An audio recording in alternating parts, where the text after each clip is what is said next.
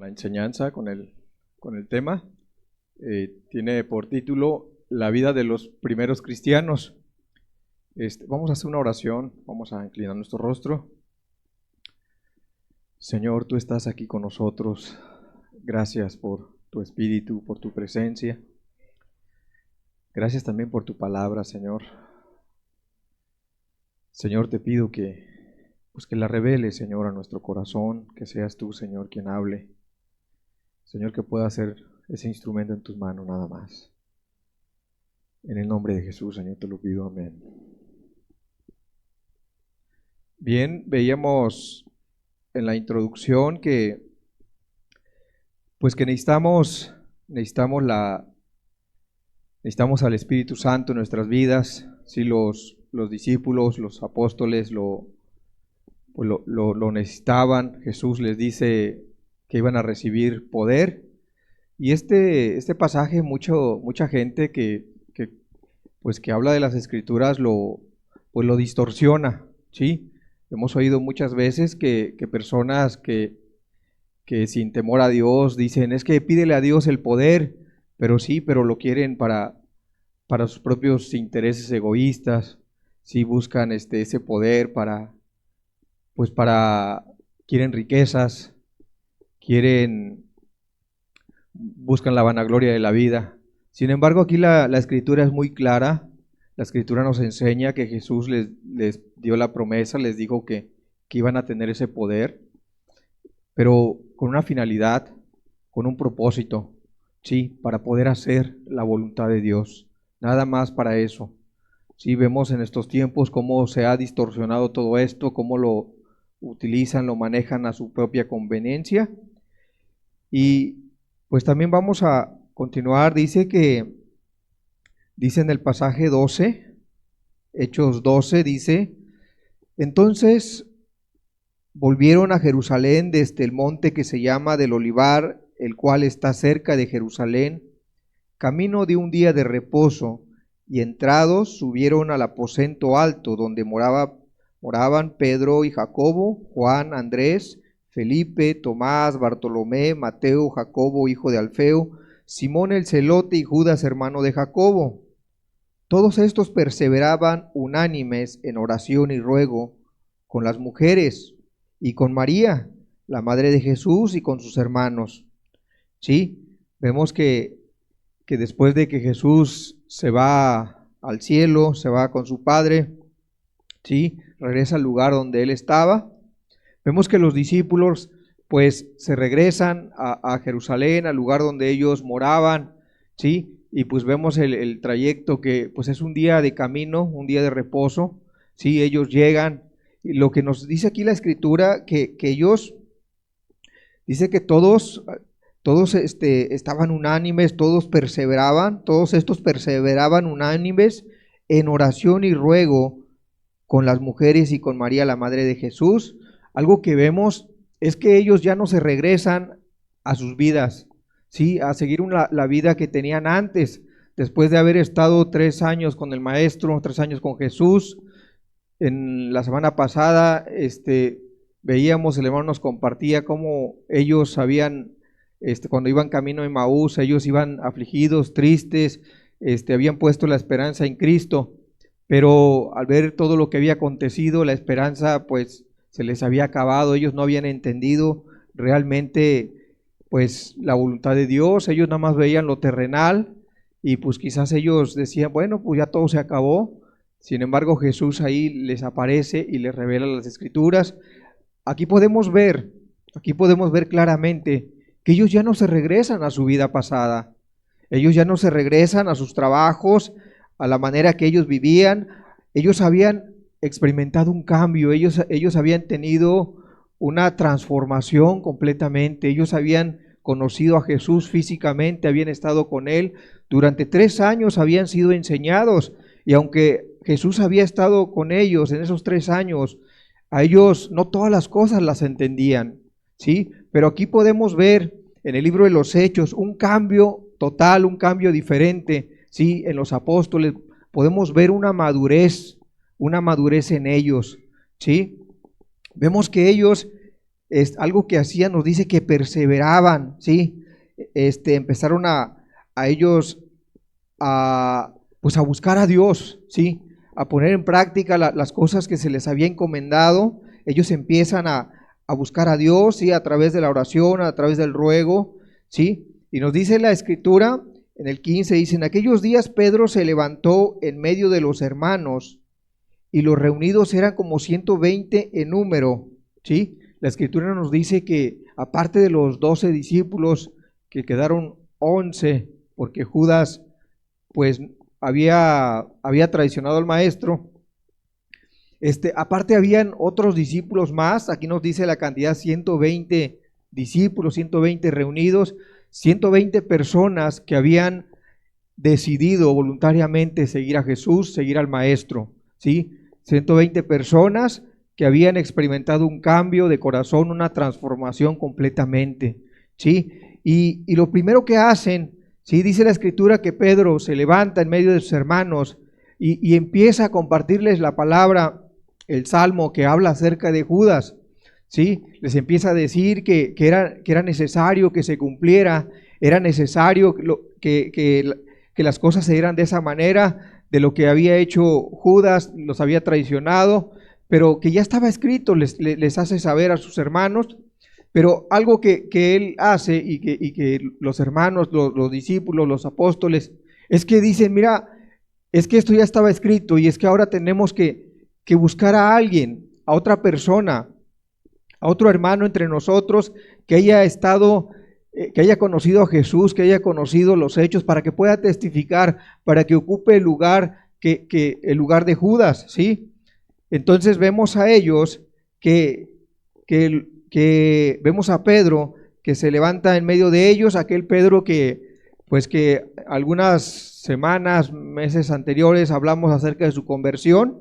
Es el Pedro que nos está hablando la Escritura, ¿sí? Es el Pedro también que había negado a Jesús, pero ahora se había levantado entre sus hermanos, ahora se había parado y pues tenía un corazón valiente, ¿sí? Ya estaba dispuesto a pagar el precio, sí, había un cambio en él. Entonces nos dice la Escritura en el pasaje 24, nos dice: y orando dijeron: tú, Señor, que conoces los corazones de todos, muestra cuál de estos dos has escogido, para que tome la parte de este ministerio y apostolado de que cayó Judas por transgresión, para irse a su propio lugar. Y les echaron suertes, y la suerte cayó sobre Matías, y fue contado con los 11 apóstoles, ¿sí? Habían dos hermanos, dos discípulos ahí, el cual habían presenciado eran testigos de Jesús físicamente, que había estado con ellos desde que fue bautizado. Uno era José y el otro era Matías, el cual pues ellos oraron, ¿sí? Ellos pidieron a Dios para que fuera Dios quien eligiera a cuál de ellos, quién era el sucesor, quién iba a ser el sucesor de Judas, ¿sí? Algo que podemos ver, que ellos no hacen las cosas a su manera, ¿sí? Ellos no dicen: es que ya ahora somos ya los líderes, ahora ya nosotros somos los que ya Jesús no está con nosotros, ahora nosotros vamos a dirigir y pues vamos a hacerle de esta manera. No, ellos no lo hacen así, sino que ellos dicen: vamos a buscar a Dios, vamos a humillarnos delante de Dios, vamos a pedir la dirección de Dios. Nosotros nos equivocamos, nosotros fallamos, ¿cuántos errores no hemos cometido? Vamos a ponerlo delante de Dios, que sea Dios, ¿sí? Y vemos que Dios elige a esta persona llamado Matías, ¿sí? Y es quien complementa a los 12 discípulos, 12 apóstoles. Nos dice el siguiente pasaje, el capítulo 2, dice: cuando llegó el día de Pentecostés, estaban todos unánimes juntos, y de repente vino del cielo un estruendo como de un viento recio que soplaba, el cual llenó toda la casa donde estaban sentados, y se les aparecieron lenguas repartidas como de fuego, asentándose sobre cada uno de ellos, y fueron todos llenos del Espíritu Santo, y comenzaron a hablar en otras lenguas, según el Espíritu les daba que hablasen. Moraban entonces en Jerusalén judíos, varones piadosos de todas las naciones bajo el cielo. Y hecho este estruendo, se juntó la multitud y estaban confusos, porque cada uno les oía hablar en su propia lengua. Y estaban atónitos y maravillados, diciendo: mirad, ¿no son galileos todos estos que hablan? ¿Cómo pues les oímos hablar cada uno en nuestra lengua en la que hemos nacido? Partos, medos, elamitas y los que habitamos en Mesopotamia, en Judea, en Capadocia, en el Ponto y en Asia, en Frigia y Panfilia, en Egipto y en las regiones de África, más allá de Cirene, y romanos aquí residentes, tanto judíos como prosélitos, cretenses y árabes, les oímos hablar en nuestras lenguas de las maravillas de Dios. Y estaban todos atónitos y perplejos, diciéndose unos a otros: ¿qué quiere decir esto? Mas otros burlándose decían: están llenos de mosto. Vemos que la Escritura nos dice que llegó el día de Pentecostés. Sí, el día de Pentecostés era un día que era unas fiestas, sí, después de la Pascua. 50 días después de la Pascua se celebraba el día de Pentecostés, sí, y ellos estaban reunidos, y nos dice la Escritura que de repente viene del cielo un estruendo como de un viento recio que soplaba, el cual llenó toda la casa. ¿Sí? Ellos estaban sentados y dice que se les aparecieron lenguas repartidas como de fuego. Dice, y fueron todos llenos del Espíritu Santo y comenzaron a hablar en lenguas. Aquí vemos que ese día que ellos estaban reunidos era un día de fiestas donde el pueblo, de varios lugares habían acudido a Jerusalén, ¿sí? De diferentes lugares. Y era un día especial, y ese día fue que el Espíritu Santo descendió sobre ellos, sí, de esta forma como lo leímos, pero algo que hizo es que a ellos se les fue dado ese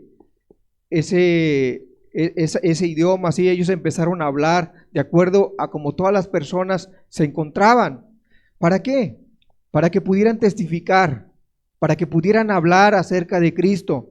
¿Sí? Y muchas veces nosotros encontramos, y como lo decía hace un rato, muchas veces la gente anhela el Espíritu, pero lo quiere para su egoísmo, ¿sí? Lo quiere para sus logros, para cosas que realmente no van a glorificar a Dios, ¿sí? Entonces también encontramos en muchas iglesias, en muchos lugares, encontramos falsos maestros, falsos pastores, donde ellos dicen, ellos manifiestan que en sus reuniones el Espíritu Santo desciende, sí, cada domingo en cada reunión, y donde ellos empiezan a manifestar los frutos del Espíritu.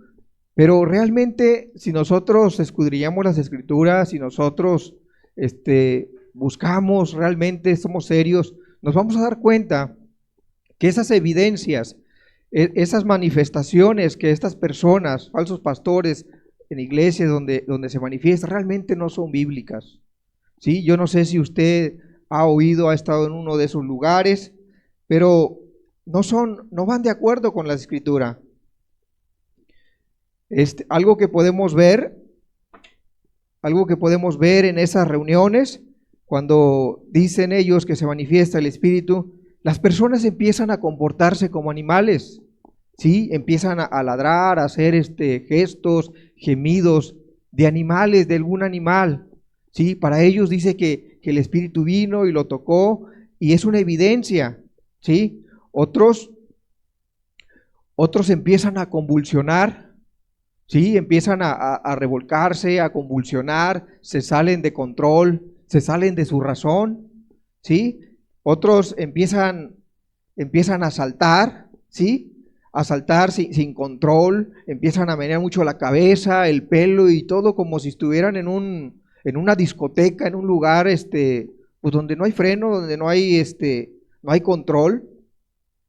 Otra de las cosas, empiezan a brincar, ¿sí? Sin control, se revuelcan en el piso, y como les digo, son manifestaciones que ellos hacen, los pastores oran, los empujan y ellos empiezan a manifestar todas estas cosas.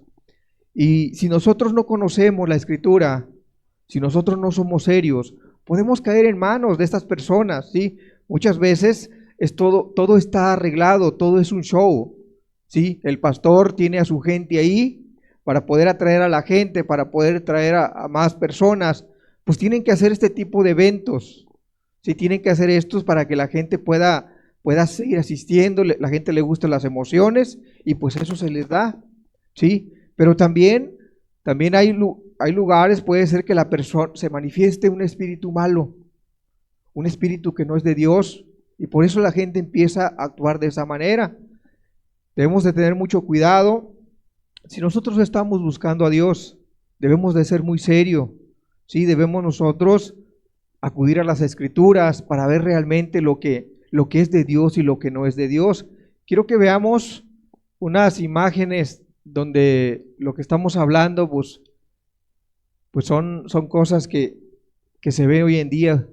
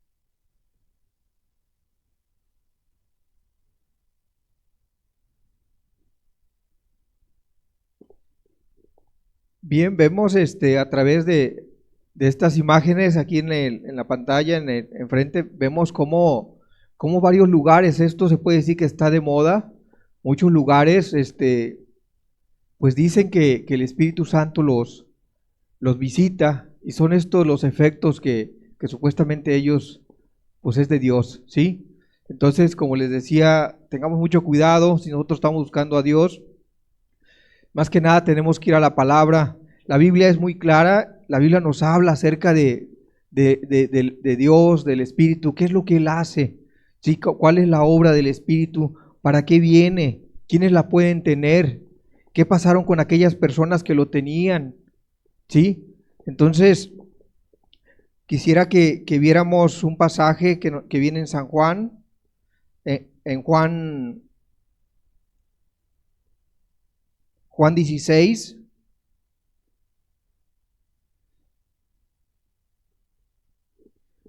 Sí, dice, y cuando Él venga, convencerá al mundo de pecado, de justicia y de juicio. Está hablando acerca del Espíritu Santo, ¿sí? Dice que empieza a hablar Jesús, empieza a decirles acerca del Consolador a los discípulos. Les dice que es necesario que Él se fuera, que es necesario que Él tuviera que partir, pero que Él enviaría al Espíritu Santo. Sí, no los dejaría solos, no los dejaría huérfanos, pero algo que nos dice que cuando el Espíritu Santo vendría, que iba a convencer al mundo de pecado, sí, esa es una obra que hace el Espíritu Santo. Cuando viene, cuando se manifiesta en la persona, hace eso, te convence, nos convence de pecado, nos convence de la manera en que nosotros vivimos. Si nosotros estamos en la práctica de la mentira, del robo, del adulterio, de la codicia, de la amargura, de todos esos pecados internos, ¿sí?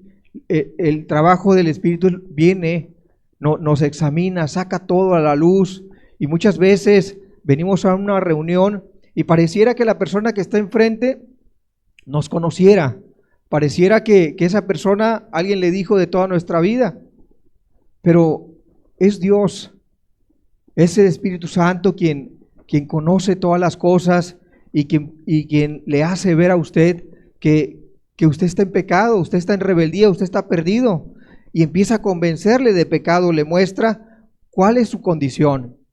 Ese es el trabajo, eso es lo que hace el Espíritu, convence al mundo de pecado, ¿sí? Entonces, si usted ha experimentado esto, cuando viene la reunión, se da cuenta, se entristece, se da cuenta que su pecado está delante de Dios, que su maldad está ahí presente, quizás ya se había olvidado de tantas cosas que ha hecho, pero sale nuevamente a la luz y ahí está, y su conciencia le marca, Dios, entiende una cosa, es Dios, es el Espíritu de Dios quien lo está examinando, quien le está mostrando. Y algo muy importante, usted no se debe resistir, usted no debe de endurecerse, usted debe de ser sensible, usted debe dejar que el Espíritu obre, que le muestre toda su condición, pero que también usted se pueda humillar delante de Él. No nada más es para que veamos y sepamos nuestra maldad, no nada más para que lo reconozcamos y decimos, no, pues ya después me arrepiento. Sí, cierto, estoy mal. Sí, cierto, soy un pecador. No, tenemos que aprovechar esa oportunidad, tenemos que ir con Jesús, con Dios, tenemos que ponernos a cuentas. Otro pasaje que podemos ver es en 2 de Corintios 7:10, dice, porque la tristeza que es según Dios produce arrepentimiento para salvación, de que no hay que arrepentirse, pero la tristeza del mundo produce muerte.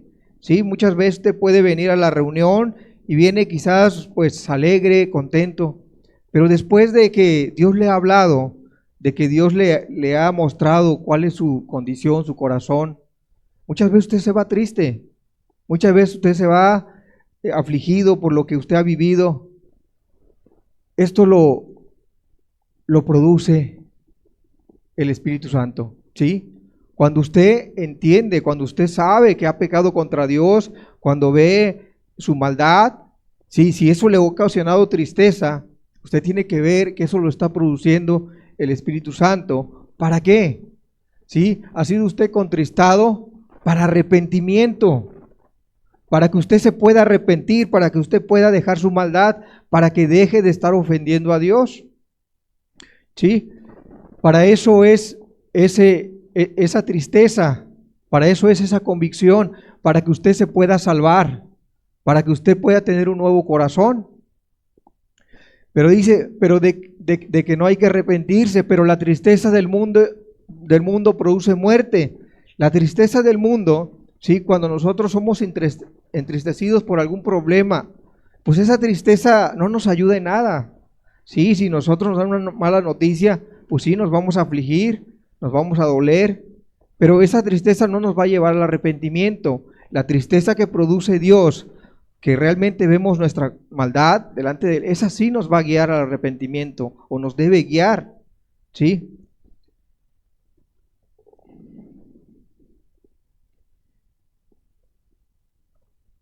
Quisiera que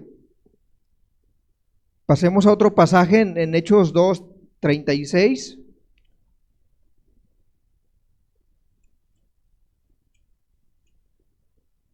Hechos 2:36 nos dice: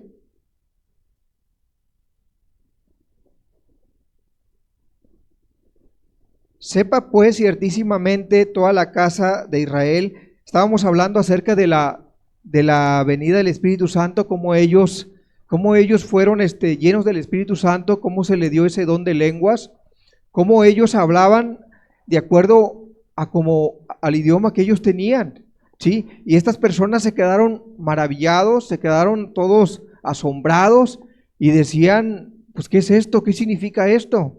¿Sí? Pero había otras personas que no le dieron la importancia, el peso, y dijeron, es que estos están ebrios, ¿sí? Entonces vemos que Pedro Pedro se levanta y empieza a dar su discurso.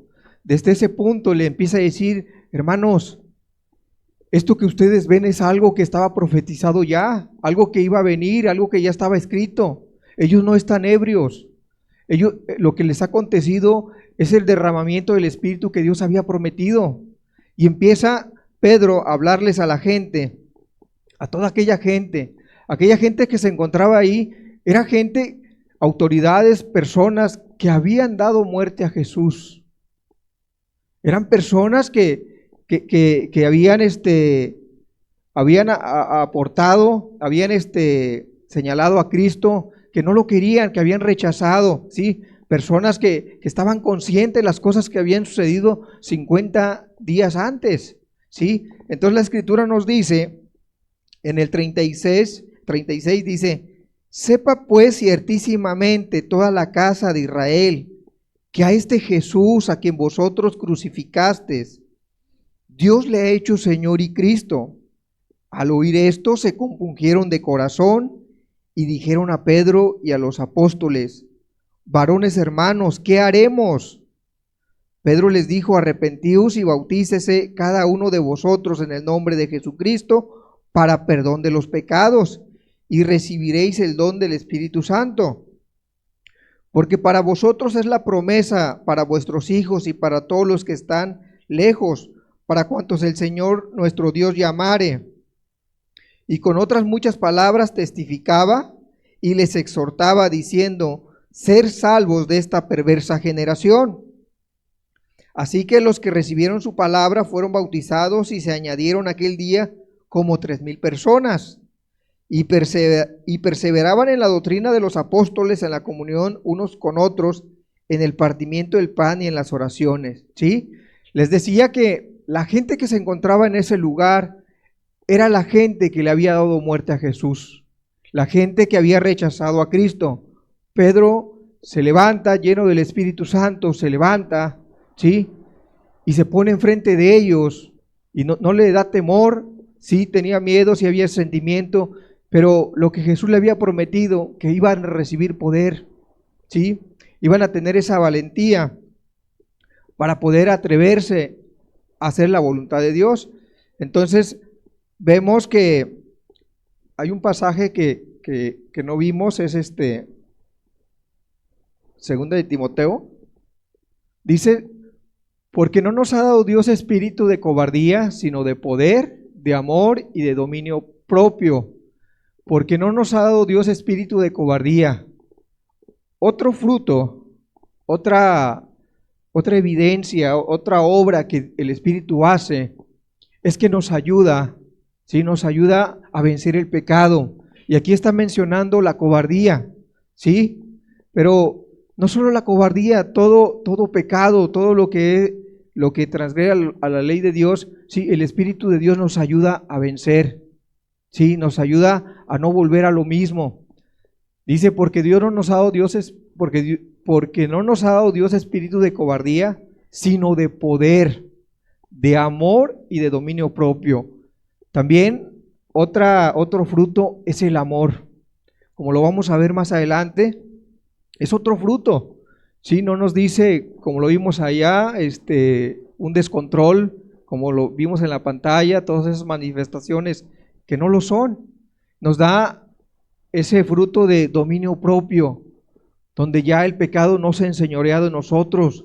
Si ya el sentimiento, esa emoción que nos llevaba a pecar, ya tenemos un control, sabemos ponerle un alto, ¿sí? Si nosotros tenemos al Espíritu de Dios, ¿sí? Entonces vemos que Pedro pues empieza a hablarle a la gente con un corazón diferente, se levanta, ¿sí? Y le habla y les dice: varones hermanos, aquel Jesús que estaba aquí hace 3 años, que hace 50 días que murió, aquel Jesús que ustedes le dieron muerte, que lo rechazaron, Él era el enviado, Él es el que está escrito en la Biblia, en el Antiguo Testamento. Él es el único camino, Él es la esperanza, y ustedes lo rechazaron, y ustedes no quisieron, no lo amaron, no confiaron, ¿sí? Empezó Pedro a a convencerlos, ¿sí? A hacerles ver que Jesús, a quien ellos habían rechazado, realmente era el Hijo de Dios, ¿sí? Y con la ayuda del Espíritu, nos dice la Escritura que estas personas fueron convencidas, ¿sí? Con la ayuda de Dios, estas personas fueron convencidas y pasó algo. Al darse en cuenta, al despertarse, que habían dado muerte al Salvador, al único que el Padre había enviado para poder ser salvos, ¿sí? Dice que se compungieron de corazón, ¿sí? Esta palabra de compungirse en la palabra griega que es katanisomai, ¿sí? Significa perforar hasta atravesar, ¿sí? ¿Qué quiere decir esto? Que cuando les habló Pedro, cuando escucharon esta noticia de que ellos habían dado muerte al maestro, que ellos lo habían crucificado, esto le atravesó el alma, ¿sí? Ellos se dieron cuenta, vino una convicción de pecado, les causó dolor, un dolor muy grande, de tal manera que dijeron, ¿qué haremos? ¿Qué vamos a hacer? Le hemos dado muerte al Salvador, ya no tenemos esperanza, y ahora sí estamos perdidos. Aquel que esperábamos, aquel que anhelábamos, aquel que la Biblia nos habla, nosotros ya lo matamos, ¿sí? Esto a ellos les dolió. Sin embargo, vemos que Pedro les dice que al oír esto se compungieron de corazón y dijeron a Pedro y a los otros apóstoles, varones hermanos, ¿qué haremos?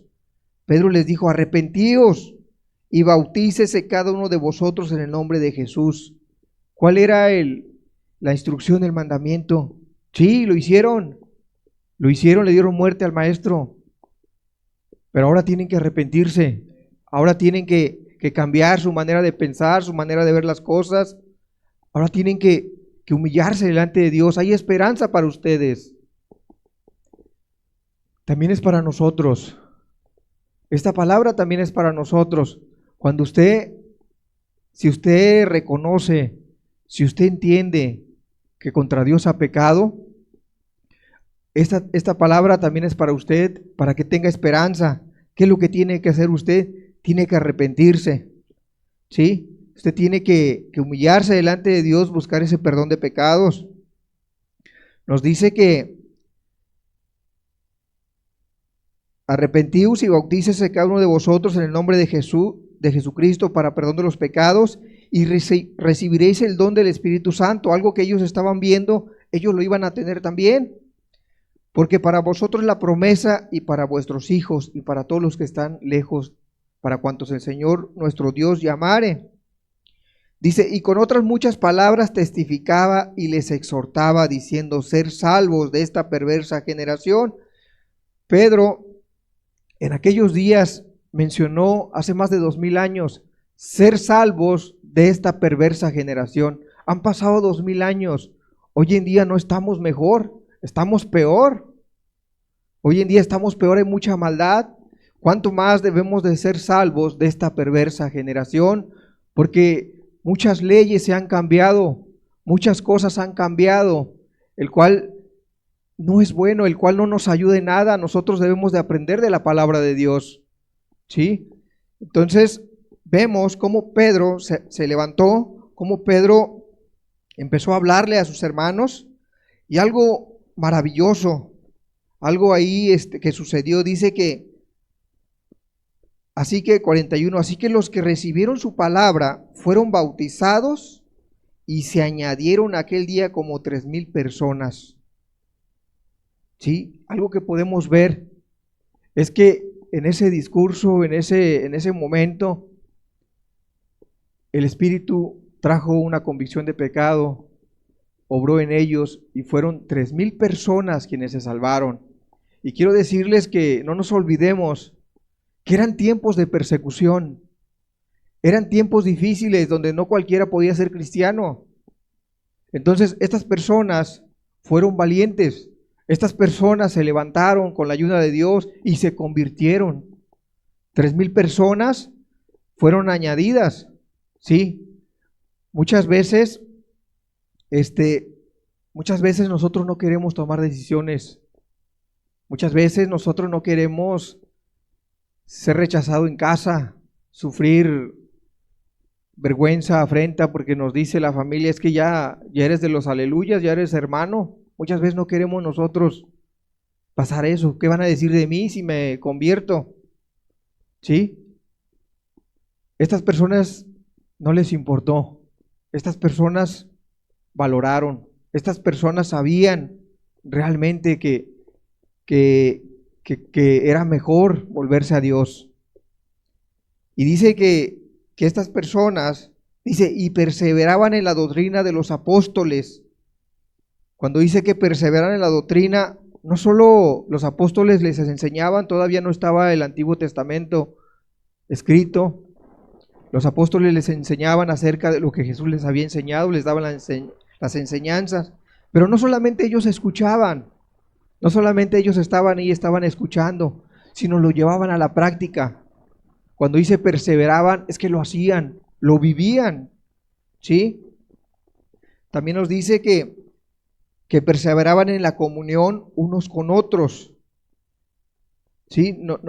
Algo que ellos tenían es que tenían esa unanimidad, ¿sí? Esa coinonía, y había un amor de hermanos, había un afecto, todos pues habían sido de diferentes familias, pero ahora ellos estaban unánimes, unidos, ¿sí? Quizás había diferencia de carácter, de algo, pero ellos perdonaban, ellos pasaban por alto las cosas, ¿sí? Ellos estaban dispuestos a perseverar en esto que se les había sido enseñado. Otra de las cosas dice que pues comían juntos, participaban en el partimiento del pan y en las oraciones. Sí, ellos comían juntos y ellos buscaban a Dios en esa unanimidad. 43 dice, y sobrevino temor a toda persona, y muchas maravillas y señales eran hechas por los apóstoles. Sí, otra de las cosas es que la gente al ver a estos hermanos, al ver la manera, una diferencia, una diferencia tan grande, venía un temor, Dios trajo un temor en ellos, ¿sí? Hoy en día no vemos eso. Hoy en día vemos muchas iglesias, muchas religiones, y vemos lugares, multitudes, pero no vemos esa diferencia. No los diferenciamos del mundo. Sí, la única diferencia es que van a la iglesia y los otros no. En aquellos días la Biblia nos dice que la gente los distinguía, si la gente los veía, había algo que los caracterizaba, que era el amor, ¿sí? Que era el servicio. ¿Sí? Y sobrevino temor a toda persona, muchas maravillas y señales eran hechas por los apóstoles, y todos los que habían creído estaban juntos y tenían en común todas las cosas. ¿Sí? Había personas que tenían económicamente estaban bien, ¿sí? Pero también habían hermanos pobres, y dice la Escritura que ellos no se sentían dueños de sus pertenencias, tenían en común todas las cosas, ellos se despojaban, ellos sabían que todas las cosas que tenían era de Dios, venía de Dios, ¿sí? Ellos se veían como mayordomos, buenos administradores tenían que ser. Entonces vemos que dicen que ellos todos los que habían creído estaban juntos, tenían en común todas las cosas, y vendían sus propiedades y sus bienes, y lo repartían a todos según la necesidad de cada uno, y perseverando unánimes cada día en el templo, y partiendo el pan en las casas, comían juntos con alegría y sencillez de corazón, alabando a Dios y teniendo favor con todo el pueblo. Y el Señor añadía cada día a la iglesia los que habían de ser salvos. Sí, vemos que estas personas, aquellos hermanos que tenían, vendían sus propiedades, cubrían la necesidad de aquel hermano que estaba necesitado. Sí, vemos que todas las cosas que Dios hizo, ellos perseveraban juntos, ¿sí? Se reunían, todos los días se reunían para buscar a Dios. El objetivo, el propósito era Jesús, era Cristo, era servir a Dios, era hacer la voluntad de Dios. Sí, eso es lo que a ellos los unían. Habían, como les dije al comienzo, cada uno de ellos habían experimentado una conversión, una nueva vida, ¿sí? Ellos se veían que eran hermanos, que eran una nueva familia, ¿sí? Entonces vemos que ellos perseveraban, se esforzaban, ¿sí? Vemos que comían en las casas el pan juntos con alegría y sencillez de corazón y alababan a Dios, tenían el favor de todo el pueblo. Y algo que vemos también, el resultado de tener ese amor práctico, de tener ese corazón, ¿sí? El resultado de todo esto, dice que el Señor añadía cada día a la iglesia los que habían de ser salvos. Es una bendición muy grande el poder ver esto, ¿sí? Y es algo que Dios nos pide también a nosotros, de que nosotros también tengamos ese corazón, que tengamos esa disposición de poner en práctica, de que el amor sea quien nos llene, que sea Dios quien nos dirija, para que el resultado sea que podamos ver más almas, más personas, que el Señor añada, ¿sí? que esté añadiendo y que les dé salvación. Ese es el resultado de la vida de estos primeros cristianos que se levantaron, que se pararon, que empezaron a hacer la voluntad de Dios, a continuar el ministerio de Cristo. El mensaje pues es muy claro, el mensaje pues es muy sencillo, pues Dios te habla a ti, ¿sí? Dios te ha traído para que le puedas conocer, ¿sí? Y estos ejemplos que vemos es para que usted pueda ver que así es la vida del cristiano, ¿sí? No es otra cosa, ¿sí? No son otra cosa más que es el amor a Dios, el amor al prójimo, ¿sí? Espero que la palabra te sea de mucha bendición. Vamos a inclinar nuestro rostro, vamos a dar gracias. Señor, gracias, muchas gracias por tu palabra, Señor. Muchas gracias, Jesús, porque realmente, Señor, tu palabra es la que sacia y pues nos hace ver nuestra condición, Señor. Te pido, Señor, la ayuda de tu Espíritu para que cada uno de nosotros, Señor, podamos entender cómo estamos delante de ti. Y sobre todo, Señor, que tu Espíritu obre más en nosotros, Señor. Que realmente, Señor, nos levante, que realmente, Señor, tengamos ese amor práctico. Tengamos ese corazón, Señor, que tuvo tu iglesia. Ese corazón, Señor, que se dio por ti, que estaba dispuesto a servirte, Señor. Que veían, Señor, a los hijos tuyos que salvaste, Señor, como una familia. Señor, ayúdanos a perseverar en el nombre de Jesús. Y Señor, pues también ven a añadir a las almas que no te conocen, que están aquí, Señor. Señor, tú los has traído, pero Señor, transfórmalos en el nombre de Jesús.